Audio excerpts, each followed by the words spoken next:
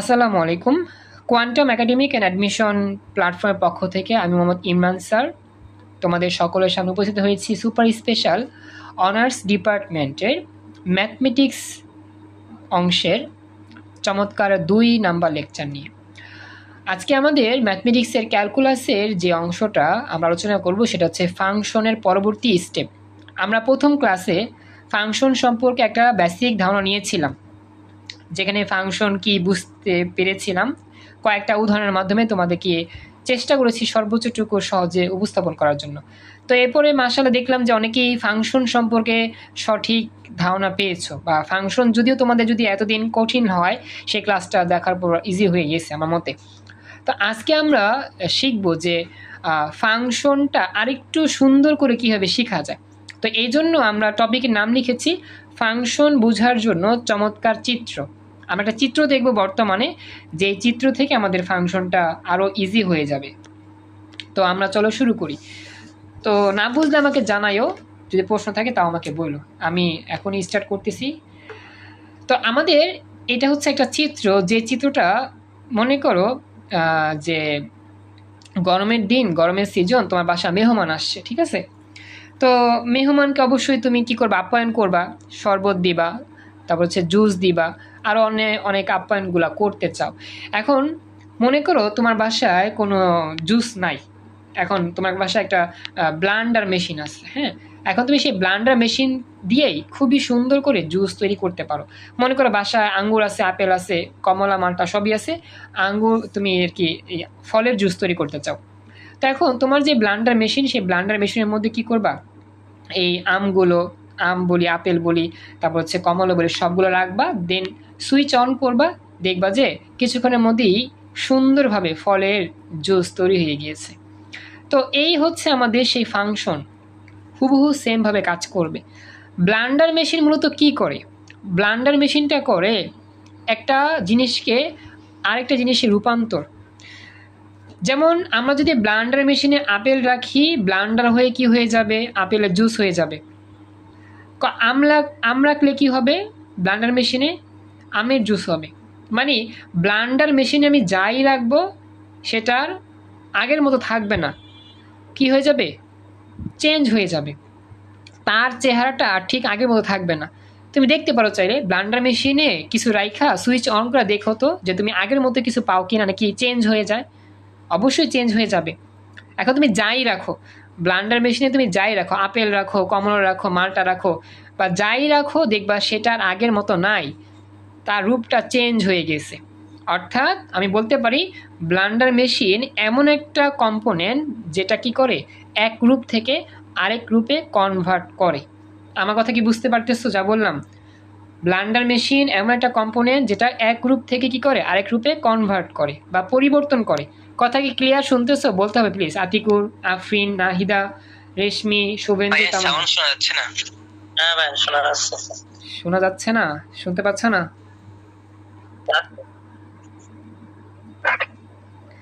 শোনা যাচ্ছে। আচ্ছা, এখন কথা হচ্ছে এই, হ্যাঁ, এখন কথা হচ্ছে এই যে ব্যাপারটা বললাম, এক রূপ থেকে আরেক রূপে কনভার্ট করে কে?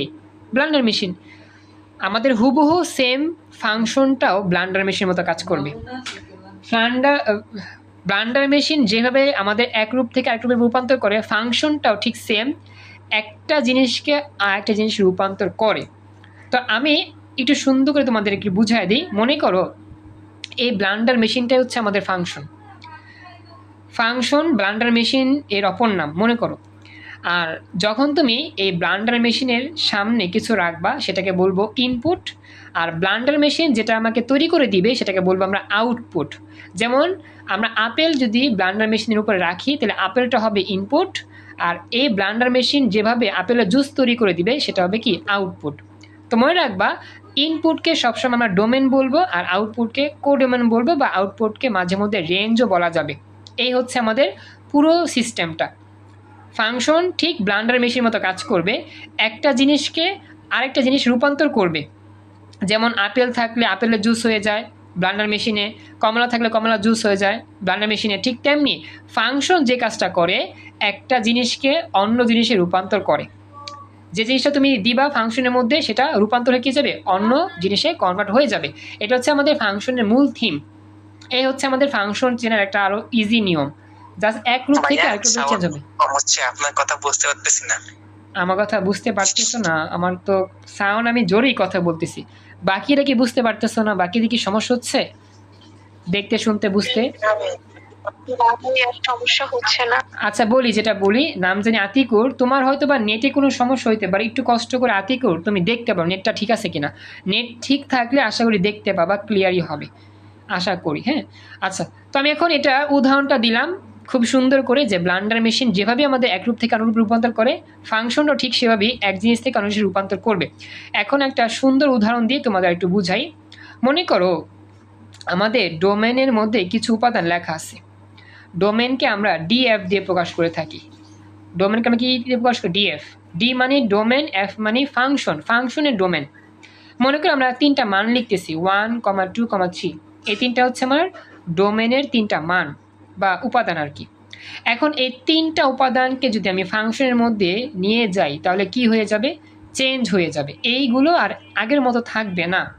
এখন এটা কিভাবে কাজ করবে? মনে করো আমি ফাংশনের একটা পরিচয় তোমাদেরকে দেখাচ্ছি। মনে করো ফাংশনটা দেখতে ঠিক এরকম। আমরা জানি সবাই ফাংশন সবসময় কি এফএক্স দিয়ে প্রকাশ করা হয়। যে কোনো ফাংশনকে আমরা এফ দিয়ে প্রকাশ করি। আর যদি আমাদের এটা এক্সের চলক যুক্ত ফাংশন হয় তাহলে হবে এফএক্স। ফাংশন যে সবসময় এক্স দিয়ে প্রকাশ করা হবে এটা না, ফাংশনকে ওয়াই দিয়েও প্রকাশ করি আমরা। সরি, ফাংশনের মধ্যে যে চলক থাকে সেটা সবসময় যে এক্স থাকবে এরকম না, ওয়াইও থাকতে পারে, জেরো থাকতে পারে, বা অন্য যে কোনো চলক থাকতে পারে।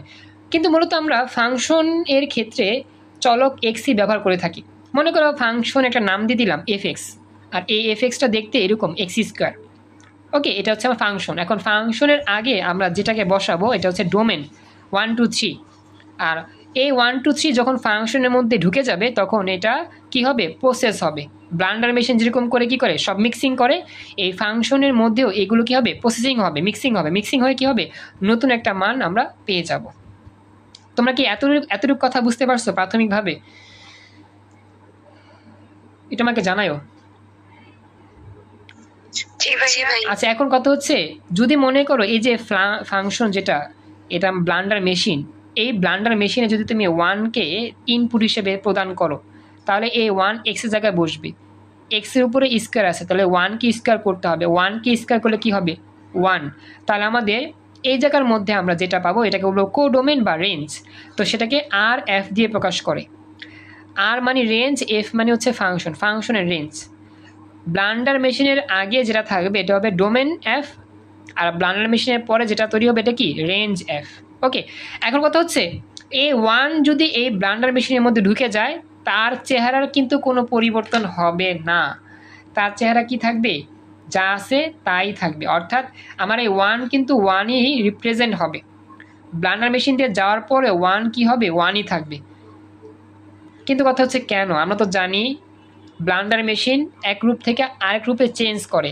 আসলে এখানে 1-এর যেই বিষয়টা, 1কে স্কোয়ার করলে গাণিতিকভাবে 1ই পাওয়া যায়। 1 × 1 1ই হয়। সেই হিসাবে আমরা দেখি চেহারা চেঞ্জ হয় না। চেহারা চেঞ্জ না হলেও এটা প্রক্রিয়ার করার মাধ্যমে আগের রূপটাই ফিরে এসেছে, মানে প্রক্রিয়াকরণ হয়েছে। মাঝখানে প্রক্রিয়াকরণ হয়েছে, মানটা একই থাকবে কিন্তু প্রক্রিয়াকরণ হয়েছে। এটা হয়তো বা 1-এর জন্য বুঝতে আমাদের সমস্যা হবে, কিন্তু আমরা 2, 3, 4, 5 বা আগে যদি আর সামনে আরও যাই প্রত্যেকটা অংশে বুঝতে পারবো। যেমন আমরা ইনপুট যদি আমরা 2 নিই, 2 নিলে আমাদের আউটপুট কত আসবে? রেজাল্ট কত আসবে ফাংশনের মধ্যে গিয়ে? কত আসবে বলো? ইনপুট 2 নিলে, এক্স এর ভ্যালু 2 নিলে কত আসবে ফাংশনের পরিবর্তে যে স্টেপ? ভেরি গুড, 4 হবে। তো 2 যখন প্রবেশ করলো এই ব্লান্ডার মেশিনে তখন কি হয়ে গেল? 4। আর 3 প্রবেশ করলে কি হবে? 3 প্রবেশ করলে কি হবে? 9। Very good. এই হচ্ছে আমাদের ব্লান্ডার মেশিনের কার্যক্রম। ব্যাস হয়ে গেল। তো আমরা যখন এই জায়গায় 1 ঢুকাচ্ছি 1 পাচ্ছি, 2 ঢুকাইলে 2 স্কোয়ার হয়ে 4 হবে, 3 প্রবেশ করাইলে এই জায়গার মধ্যে 9 হয়ে যাবে। এটাই হচ্ছে আমার মূল কাজ, মূল প্রসেস। এইভাবেই মূলত আমাদের ফাংশন কাজ করে। যে কোনো একটা ফাংশনের উপর যে কোনো কিছু প্রদান করলে সেটা কি হয়ে যায়? অন্য জিনিসে রূপান্তর হয়ে যায়। এটা ছিল আমাদের চিত্র, আর এটা হচ্ছে একটা গাণিতিক ব্যাখ্যা। এই ফাংশনটাকে মনে রাখবা ব্লান্ডার মেশিন, যেখানে আমার ফাংশনের মধ্যে এফ এর ভিতরে এক্সও থাকতে পারে, ওয়াই থাকতে পারে, জিরো থাকতে পারে, চলক থাকবে। আর অবশ্যই বাম দিক থেকে যেই বিষয়গুলো আমরা এখানে ফাংশনে বসাবো সেগুলো হবে ইনপুট বা ডোমেন, আর ফলাফলগুলো যেগুলো পাবো সেগুলো হবে রেঞ্জ বা কোডোমেন। এইভাবে আমাদের একটা ফাংশন কাজ করে। আর ফাংশন যে সবসময় এক্স স্কোয়ার থাকবে এরকম না, এক্স কিউব থাকতে পারে, এক্স স্কোয়ার প্লাস ওয়ান থাকতে পারে, ওয়ান বাই সামথিং থাকতে পারে, মানে ফাংশনের যে কোনো জিনিস থাকতে পারে, ফাংশনের চেহারা যে কোনো কিছু হতে পারে, কিন্তু মূল কাজ প্রায় সেম। মূল কাজ হচ্ছে ইনপুটগুলোকে পরিবর্তন করে আউটপুটে নতুন নতুন জিনিস প্রদান করা। এইভাবে মূলত আমাদের একটা ফাংশন গাণিতিকভাবে কাজ করে। এই ফাংশনের যে ব্যাপারটা আমি উদাহরণ দিয়ে বুঝালাম, কারো কোনো প্রশ্ন থাকলে বলতে পারো।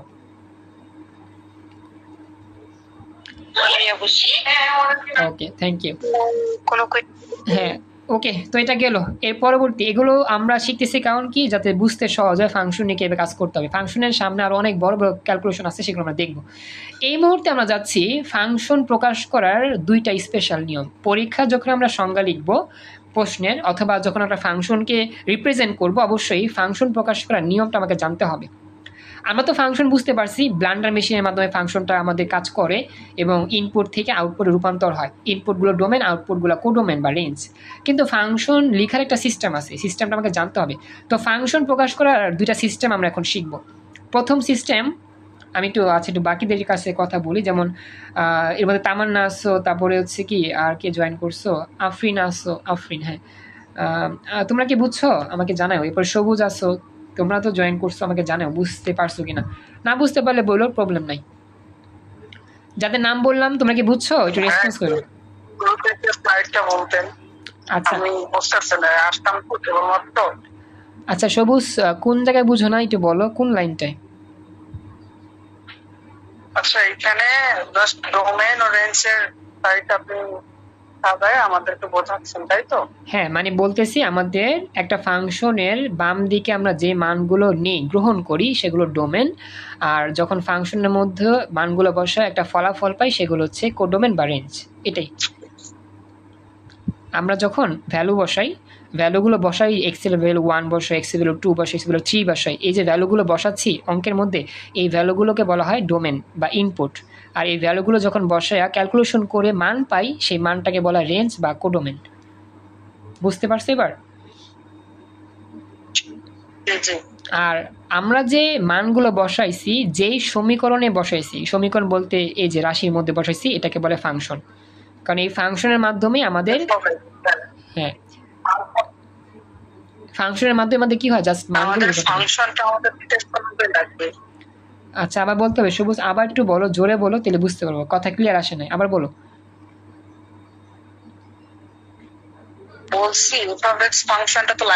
হ্যাঁ, অবশ্যই। আমরা যদি এফ অফ এক্স না নিই, আমাদের 1 2 3 জীবনও তো 1 4 9 হবে না। আমাদের 1 2 3 কে রূপান্তর করতে গেলে মাঝখানে কিছু একটা লাগবে। মাঝখানে যেটা লাগবে এটাকে বলে ফাংশন।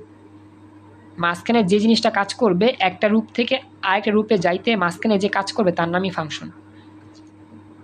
বুঝতে পারছো এবার? আর এটা দেওয়া থাকবে পরীক্ষা, এই ফাংশনটা দেওয়া থাকবে সবসময়। এই ফাংশনের উপরে অঙ্কগুলো করতে হবে।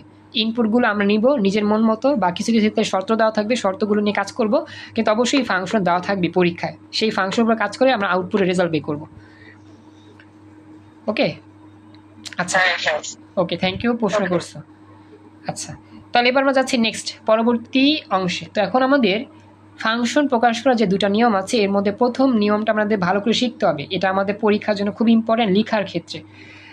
সাংকেতিক চিহ্নের মাধ্যমে আমরা ফাংশনকে প্রকাশ করে থাকবো। সাংকেতিক চিহ্নটা আসলে কি, এটা আমরা টেবিল দিয়ে তোমাদের শেখাবো। হ্যাঁ, মনে রাখবো, খুবই ইম্পর্টেন্ট, এটা আমাদের খুবই ইম্পর্টেন্ট একটা জিনিস। আমরা ফাংশনকে দুইভাবে লিখতে পারি, একটা হচ্ছে বড় হাতের অক্ষরে, একটা হচ্ছে কি ছোট্ট হাতের অক্ষরে। এখন বড় হাতের অক্ষরের যে বিষয়গুলো, সেগুলো আমি তোমাদের দেখাচ্ছি জুম করে, একটু মনোযোগ দিবা। হ্যাঁ, কীভাবে লিখতে হয়। ফাংশনগুলো লেখা হয় মূলত বড় অক্ষরেই, ছোট অক্ষরে কম লেখা হয়।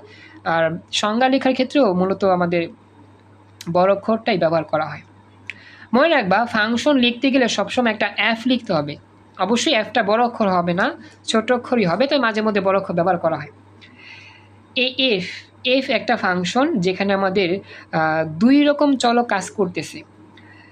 প্রথমত হচ্ছে একটা চলক এক্স, পরবর্তীতে সেই চলক এর উপর ডিপেন্ড করে আরেকটা চলক আসবে, এটা হচ্ছে ওয়াই। অর্থাৎ এখানে ফাংশনের মধ্যে যেই চলকটাকে বসানো হয়েছে সেটা হচ্ছে এক্স চলক, আর এই পুরো সিস্টেমটাকে বলা হচ্ছে অপর একটা রাশি ওয়াই। কথাটা আমি আবার বলতেছি, আমরা জানি ফাংশনের মধ্যে আমাদের একটা চলক থাকে, চলকটা আমার এক্সও হইতে পারে, ওয়াইও হতে পারে, জেডও হতে পারে। তো এফ এর সাথে যেই চলক থাকবে সেটাকে বলবে ওই চলকের ফাংশন। কি বললাম? এফ এর সাথে যে চলক থাকবে তাকে বলা হয় ওই চলকের ফাংশন। যেহেতু এখানে এফ এর সাথে এক্স আছে, তাহলে এই ফাংশনটার নাম হবে এক্স চলকের ফাংশন। কথা কি বুঝতে পারছো সবাই? এক্স চলকের ফাংশন, এফ এক্স। রেসপন্স করো প্লিজ। আর যদি ওয়াই চলক থাকতো এফ এর সাথে, তাহলে তো ওয়াই চলকের ফাংশন, জেড চলক থাকলে জেড চলকের ফাংশন। এরপর অবশ্যই একটা এরকম সাংকেতিক চিহ্ন থাকবে, এটাকে আমরা তীর চিহ্নের মতো বলি। এরপর অবশ্যই ওয়াই দিব। এর মানেটা কি? এই এফ এক্স যে ফাংশন, সেই ফাংশনটা নতুন একটা চলকের উপর কাজ করবে, সেটা হচ্ছে ওয়াই চলক। এফ এক্স ফাংশন নতুন একটা চলকের উপর কাজ করবে, ওয়াই চলক। এটাকে আমরা কিভাবে আরো সুন্দর করে তোমাদের বুঝাতে পারি, একটু রাফ করলে ইজিলি বুঝতে পারবা। তো আমি একটু রাফে দেখাচ্ছি, জাস্ট ওয়েট কিছুক্ষণ।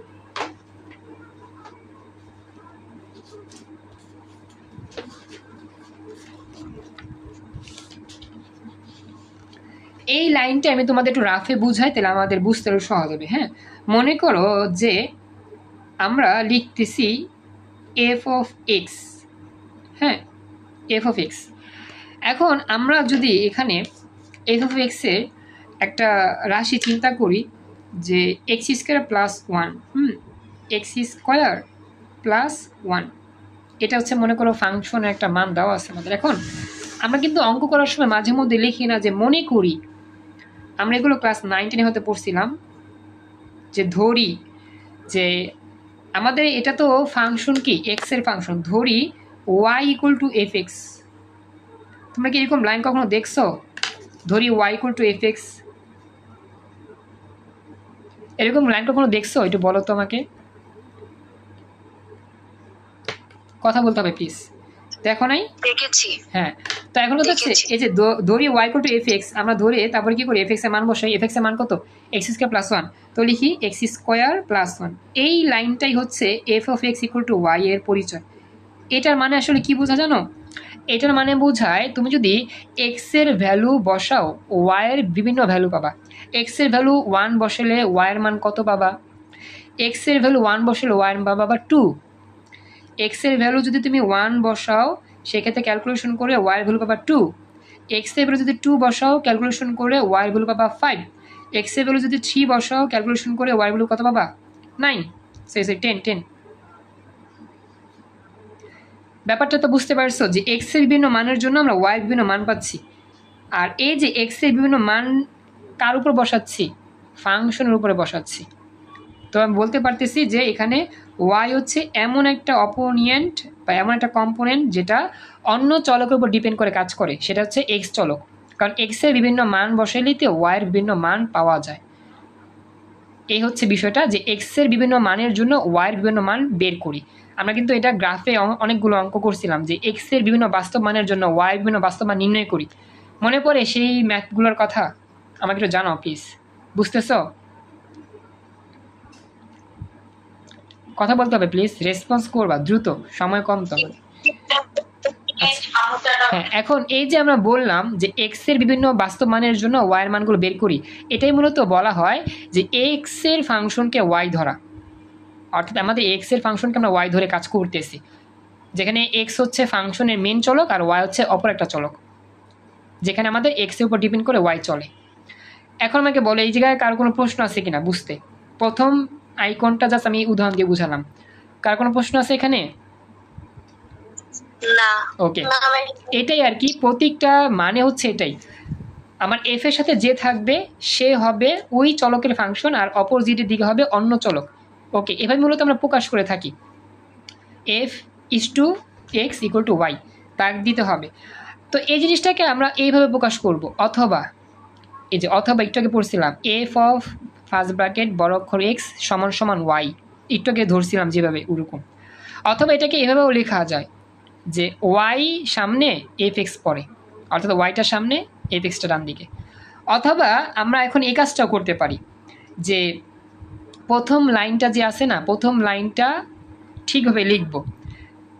প্রথম লাইনটা ঠিকভাবে লিখে, সরি প্রথম লাইনটা বলে, এই যে সরি কোথায় বললাম, আচ্ছা দেখো 3 নাম্বারটা দেখাই, 3 নাম্বার দেখাইলে বুঝতে পারবা। প্রথম লাইনটার ক্ষেত্রে খেয়াল করলে বুঝবা যে আমরা এখানে এফএক্স এর মান কত পেয়েছি বা কত ধরেছি, ওয়াই ধরেছি। তো আমরা লিখতে পারি যে এখানে ওয়াইয়ের যে ভ্যালুটা ছিল, ওয়াইয়ের ভ্যালু ছিল কি, ওয়াই ভ্যালু ছিল এফ ইস টু এক্স। তো মনে করো যে ওয়াইয়ের জায়গায় আমি লিখলাম এফ ইস টু এক্স। আবার সেই ওয়াইয়ের যেই মান সেটা আমরা এফ এক্স ধরছিলাম, সেক্ষেত্রে লেখা যায় ওয়াইয়ের পরিবর্তে এফ এক্স। অর্থাৎ আমি বলতে চাচ্ছি যেখানে ওয়াইয়ের যে দুইটা মান আছে, এটা ওয়াই এটা ওয়াই, তো এই ওয়াইয়ের মানটা আর এই ওয়াইয়ের মানটা পরস্পর সমান, তার মানে f x is equal to f is to x, এটা লেখা যায়। এই যে f is to x equal to হচ্ছে এফ এক্স, মানে এই দুইটাই তো ওয়াইয়ের মান, যেহেতু দুইটাই একই জিনিসের মান, তো দুইটাই পরস্পর সমান লেখা যায়।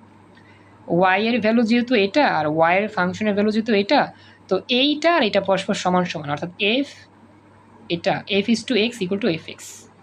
দেখো তো এই লাইনটা বুঝো কিনা, যদি একটু কষ্ট হচ্ছে বুঝতে এই লাইনটা, এইভাবে লেখা যায়। কথা কি বুঝতেছো আমার, বা বুঝতে পেরেছো এতটুকু? আচ্ছা, বাকিটা একটু রেসপন্স করেন। আফরিন, নাহিদা, শুভেন্দু, তামান্না, কোনো প্রশ্ন আছে এখানে?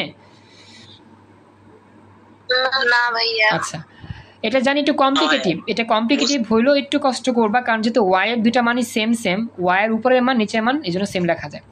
এরপরে আরেকটা কাজ করা যায়, সর্বশেষ স্টেপটা আমরা এভাবে লেখা যায় যে প্রথমে এক্স লিখলাম, বড় করে তীরচিহ্ন দিয়ে মাঝখানে এফ লিখলাম, ডান পাশে ওয়াই, মানে এই এফটা এক্সের পাশে না লিখে মাঝখানে লিখলেও পারি। এই 1 2 3 4 5 5টা সিস্টেমে আমরা ফাংশনকে রিপ্রেজেন্ট করতে পারি সাংকেতিক চিহ্নের মাধ্যমে।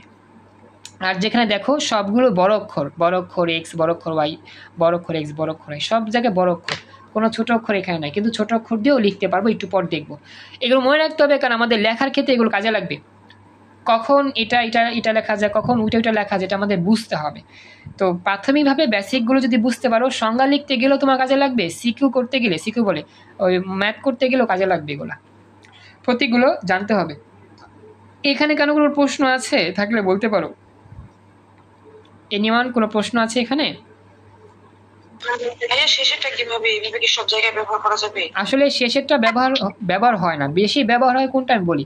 সবচেয়ে বেশি ব্যবহার হয় যে এই জিনিসটা আর এই জিনিসটা, এই দুইটা বেশি ব্যবহার হয়। সংজ্ঞার ক্ষেত্রেও আমি এটা দেখি, বা লেখার ক্ষেত্রে এটাও লিখি, কিন্তু লাস্টে এইগুলো আমরা ব্যবহার করি না, তবে এগুলো ব্যবহার করা যায়, জানলাম আর কি। বুঝছো রেশমি? আচ্ছা, তো মনে রাখবা 1 আর 2 ব্যবহার হয় বেশি।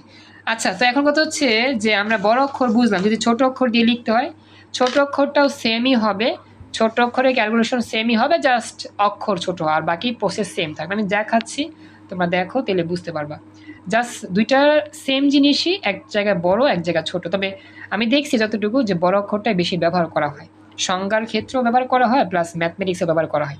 দেখো প্রথমটা যেরকমভাবে ছিল সিম্বল, এখানেও সেম সিম্বল, পরেরটাও সেম, সবই সেম, জাস্ট আগে ছিল বড় অক্ষর, এখন হচ্ছে ছোট অক্ষর। এই হচ্ছে মূল পার্থক্য, আর কোনো পার্থক্য নাই। এই হচ্ছে আমাদের ফাংশন প্রকাশ করার প্রাথমিক স্টেপ, প্রাথমিক ধারণা। তবে মনে রাখবা পরীক্ষায় আমরা এটা ব্যবহার করি আর এটা ব্যবহার করি বেশি। কি বললা, বুঝি নাই। বলতেছি মানে বড় হাতের অক্ষর বা ছোট হাতের অক্ষর দুইটার যে কোনো একটা দিয়ে কি মানে করা যাবে? হ্যাঁ, যে কোনো একটা দিয়ে করা যাবে, তবে ম্যাক্সিমাম ক্ষেত্রে বড় অক্ষর ব্যবহার হয় বেশি, ছোটটা ব্যবহার হয় কম, বড়টাই ব্যবহার করা হয় বেশি। আর সবচেয়ে বেশি এটা ব্যবহার হয়, যে এটা আর হচ্ছে এই অংশটা, এটা ইউজ হয় বেশি।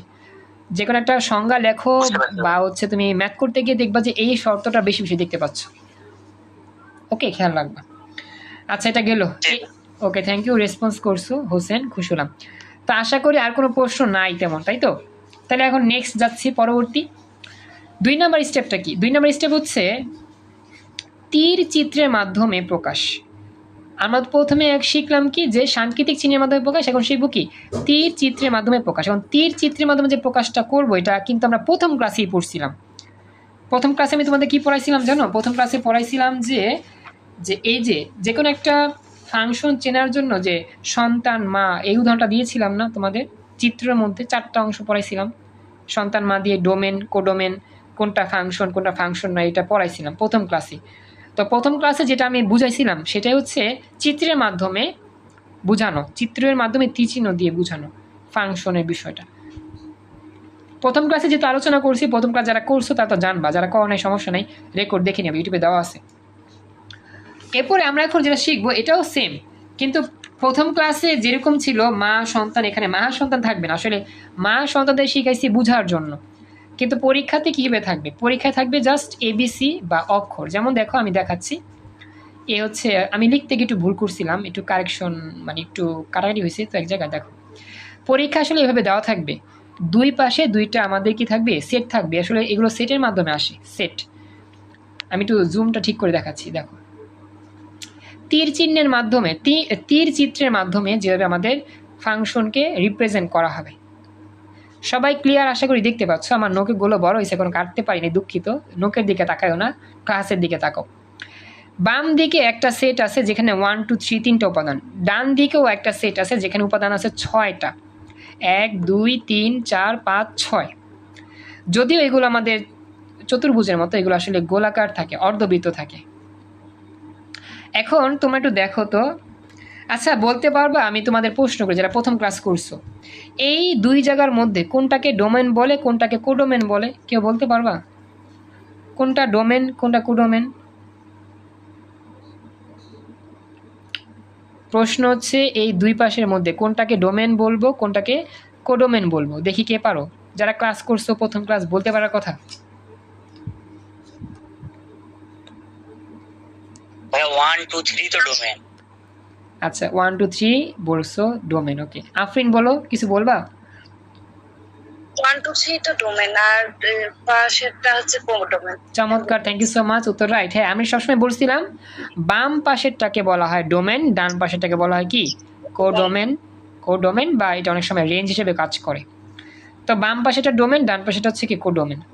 ওকে, এটা আমি প্রথম ক্লাসে পড়াইছিলাম। এখন কথা হচ্ছে এইখানে দেখো লেখা আছে 1 থেকে তীর চিহ্ন এদিকে 1, 2 থেকে তীর চিহ্ন এদিকে 3-তে, 3 থেকে তীর চিহ্ন 5-এ।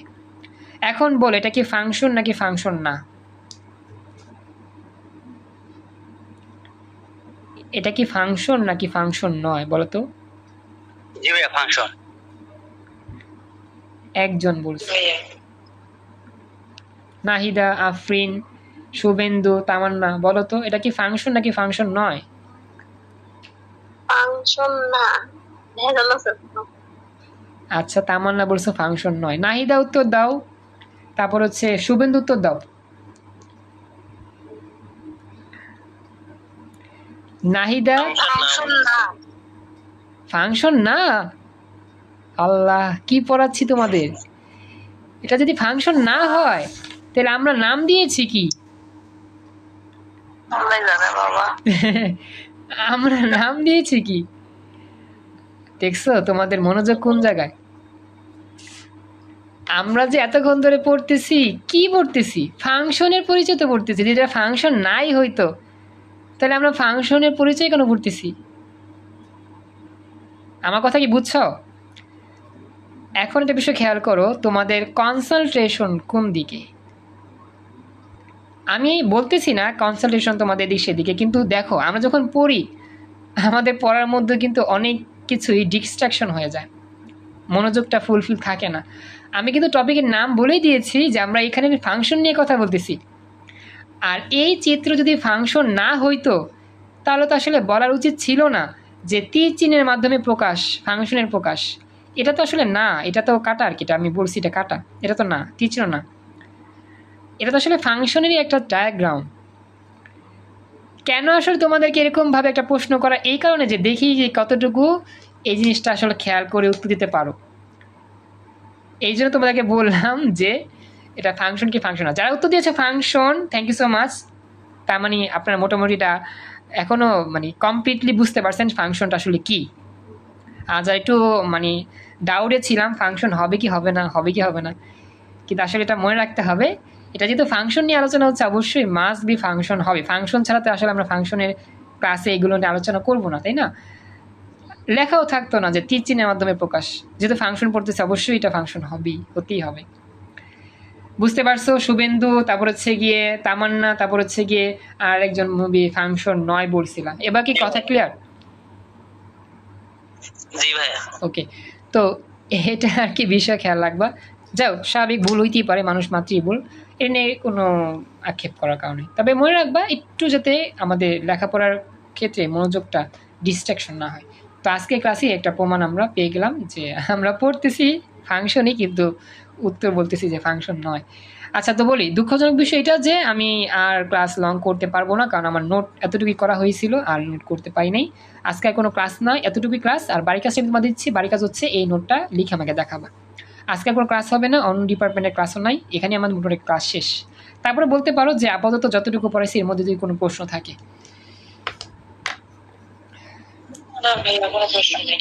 আচ্ছা, এখন আমি তোমাদের যদি প্রশ্ন করি, দেখো উত্তর দিতে পারো কিনা। যদি মনে করো সত্যি সত্যি এই জায়গা থেকে এই জায়গার মধ্যে দাগটা দেওয়া আছে, তখন কি এটাকে আমরা ফাংশন বলবো নাকি বলবো না? ফাংশন হবে না ওটা। চমৎকার, থ্যাংক ইউ, রাইট উত্তর। কারণ আমরা জানি এগুলো সন্তান, এগুলো হচ্ছে মা। একই সন্তানে দুই মা থাকতে পারে না। ঠিক আছে, থ্যাংক ইউ। তার মানে আমাদের এই ফাংশনের ব্যাপারটা ক্লিয়ার হয়েছে। এটা খেয়াল রাখবা সবসময়, ফাংশনটা কিন্তু আমাদের চিত্র দিয়ে অবশ্যই আসবে, মাস্ট বি। পরীক্ষার মধ্যে সিকিউ না, বড় প্রশ্নতে তোমাদের কি চিত্র দিয়ে মাস্ট বি ফাংশন থাকবে, সেখান থেকে বের করতে হবে, ক্যালকুলেশন করতে হবে। আর এটা সংক্ষিপ্ত আসে, আবার হচ্ছে বড় প্রশ্ন আসে। তবে ম্যাক্সিমাম ক্ষেত্রে আমরা বীজগাণিতিক রাশির মাধ্যমে ম্যাথগুলো করবো। তারপরে ফাংশন চেনাটা আমার খুবই জরুরি বলে এই জন্য আমি তোমাদের শেখালাম। তো লাস্ট অফ অল আর কোনো কিছুই বলতে চাচ্ছি না, মোটামুটি শেষ এখানে ক্লাস।